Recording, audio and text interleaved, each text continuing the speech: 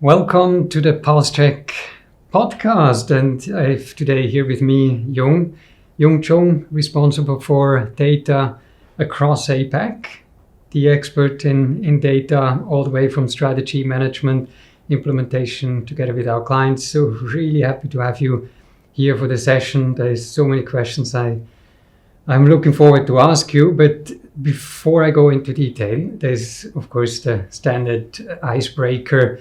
Yoong, what makes you you? Okay, I think before I actually share about what makes me me, I want to say thank you. Right, really grateful for having me here today, and really great to be part of this. So yeah, back to your question, what makes me me? I think that's a very good question. I think I will describe myself as an open and honest person who firmly believes that misleading people into something that's untrue or maybe not feasible in terms of delivery, I'm talking in a professional context, is obviously something that's not advisable and something that I certainly do not agree with. So I think that makes me me. The other thing is I think I treat everyone equally. I try to treat everyone fairly in everything I do. Yeah, I think that's what makes me me. Yeah, and it's actually something I've experienced working with you the past years, and always appreciate your straight honesty, direct feedback, and coming to the topic around truth. This is very important when it comes to data, right? So if you don't really understand the data you're working with, the truth behind the quality and so on, then this can lead to a number of issues. And one of the first questions I have is good decisions made on bad data are just bad decisions you don't know about yet. That's something I read in one of your articles. Yep. What does this mean, and can you elaborate further on this? I think first of all, when you have bad data, there is not going to be any good decisions that come out of it. It's no way, right? Regardless how talented or how competent the team of people you have working for you, but at the same time, you have a lot of leverage and a huge reliance on the data that you have to tell you what's happening historically. At the same time, also hoping the data will help you to predict the future. So this is the importance of data and the truth that the data holds in your systems or in your repository. So back to what I was saying, that regardless how competent or talented your team you have working for you, but if you don't know the state of your data quality, for instance, because data quality is always the biggest issue that a lot of organizations face today, right? So you have no idea that how much truth or how much you can actually trust the data you're looking at, which subsequently leads you to making your decision. So what are then, to get the basics right for any big bank or insurance company, what are some of the first steps they need to take in order to be able to really leverage data as an asset? So a lot of clients that I have encountered or spoke to, the first thing to talk about is data quality. But one thing we need to be aware of and also be cautious about is data quality can be as big or bigger than banner. Right, a very old saying, can be bigger than banner. And someone tries to fix every data quality issues that they see in the system could mean boiling the ocean. And sometimes when you embark on such an initiative, it actually backfires. The downside actually outweighs the benefits you get by fixing all the data qualities in systems. So normally what I would advise my clients to do is analyze your use cases, analyze your pain points, try to understand what exactly is causing your biggest pain points today. Is it your operational efficiency or inefficiency?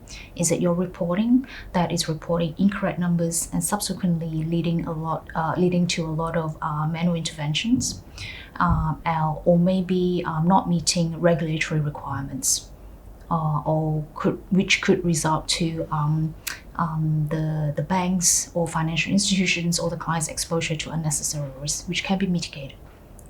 So these are the things that the clients will need to look into and investigate before they actually decide to embark on data quality. And once they decided to embark on data quality, let's perform. I love to do reverse engineering. This is what I always tell my clients to do, right? Because it's always a dream to actually start fixing data quality right from the beginning, which is at the source. But then that is too expensive, and sometimes starting data quality work right from the beginning may not lead to the use cases or the reports that are actually causing a lot of the pain points or issues that the clients have today. That's why reverse engineer, start from maybe one report, one very important report. It could be your financial statements, it could be a regulatory report, and then work backwards from there. And most of the time when you work backwards, you untangle this spaghetti of data relationships, and that will actually help you to identify what are the data fields that's most critical to your bank, to your operations or to your business. And likewise, you will also find out where do all these critical data elements actually reside in which systems. So this will help us to limit the scope of the work that we can start on data quality, which makes it easier to achieve and it's more visible to deliver. Tell me then more about, this is all clear technically, but the biggest challenges you told me typically is with the banks and insurance companies is actually the data ownership and stewardship. Yeah. So, someone needs to stand up and stand clear and firm of, okay, if something happens to the data, I'm owning it, be it, of course, client data you have in your system. And when you go into a change, be it technical, digital transformation change, or whatever it is, this will impact, of course, also where data is stored and also then looking at the data quality and so on.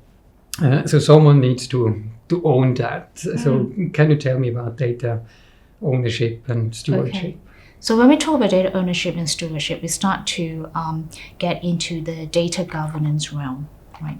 And from my past experience or throughout my years of doing data governance and management, data governance is one of the topics that a lot of clients actually are resistant to pick up on, right? Or reluctant to embark on data governance.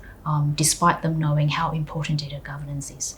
The reason being is because when we talk about data ownership and stewardship, people are overwhelmed because they don't know, okay, so let's just say that Yoong comes in today to set up this data governance model, and I say, oh, Mr. Z, you are going to be the data owner for this data domain today. So this will be kind of scary because Mr. Z has no idea what does being a data owner mean. He has no idea what is his responsibility or his accountability. So it is the unknown factor that is causing clients or people to be quite reluctant to take on this data ownership role. So before we actually even embark on this, there's a lot of education that's required as to what data ownership means, what data stewardship means, and also a lot of education on the benefits this whole data governance model will bring to the organization. And I'm going to take this opportunity here today to tell everyone that data ownership is actually not that scary at all, right? It actually gives you authority to have a say on the data that you own, right? And obviously you're not on your own because you'll be supported by everyone around you. Firstly, your team. So normally data steward sits within your team, and data owner sits within the business, and data stewards also sits with the business. And you're also supported by someone from the technical side, IT side, which normally we call data custodian. So you're surrounded by people. Now, at the end of the day, data governance is everyone's responsibility in the organization. It's not just data owners or stewards or data custodians. And that's quite interesting because people now talk about ChatGPT and AI capabilities, leveraging large language models and data from not only within, but also from everywhere, and not even realizing what actually that responsibility means with the data you collect and then also own. So going a bit forward looking now into the future, and again, everyone is talking about Gen AI. They want to leverage it. But what are some of the missing steps that they can even do that? I mean, you've now talked about data governance, data management, and so on. Is that it, or are there other elements you need to consider that you can even go the path of? I'm a very simple person. I'm a firm believer in getting the basics right.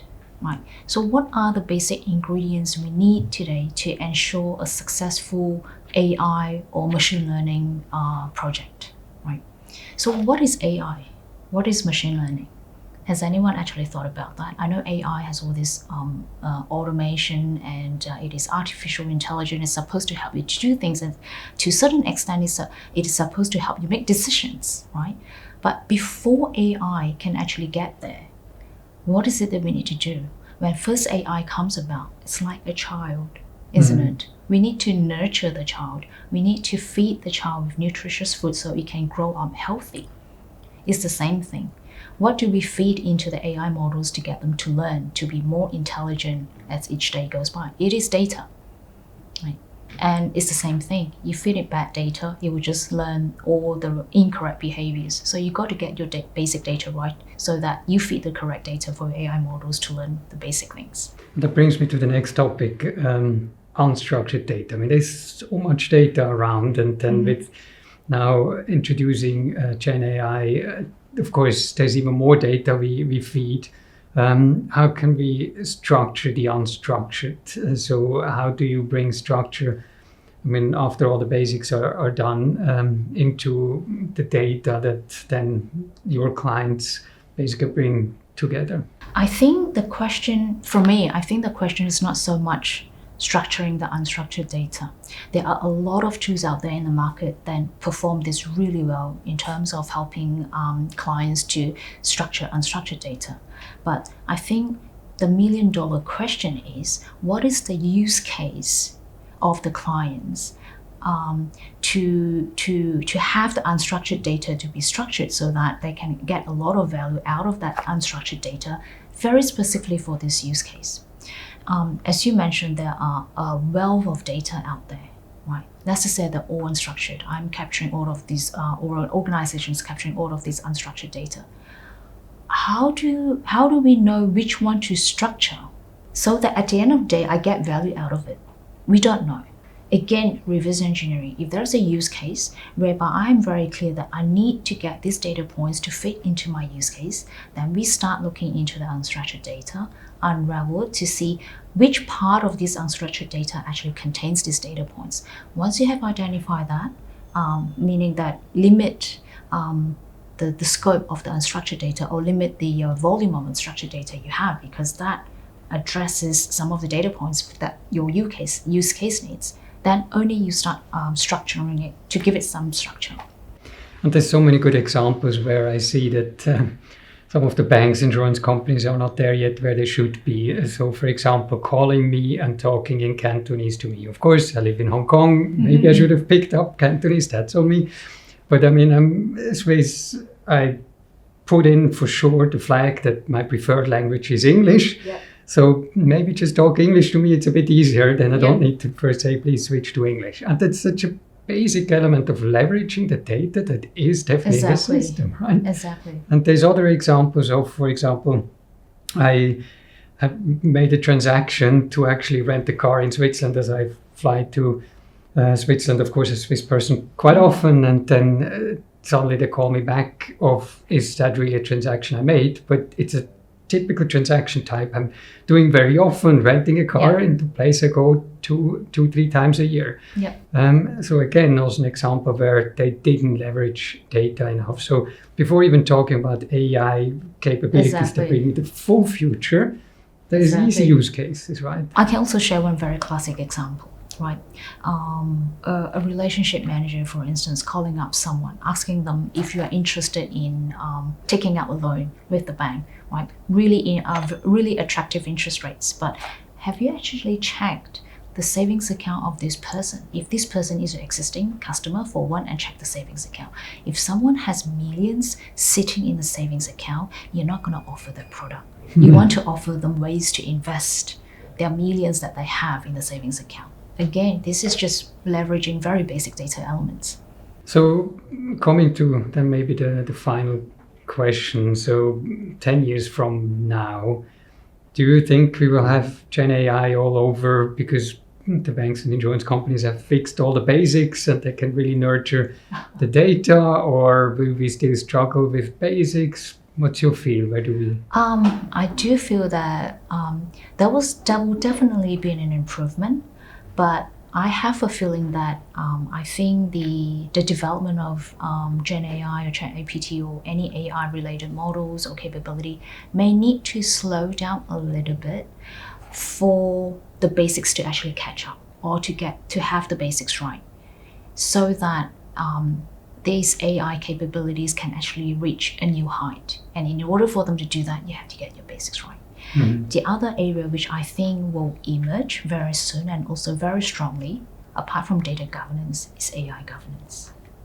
That's an interesting one, and probably a topic for next time, because I'm sure we could deep dive quite a bit. So let me summarize some of the key elements, and thank you so much for sharing, starting with getting the basics right in terms of really data management, structuring the unstructured, but then also the ownership and stewardship, which you always talk about, is very important, that someone owns it and stands for it and makes sure that the quality is right.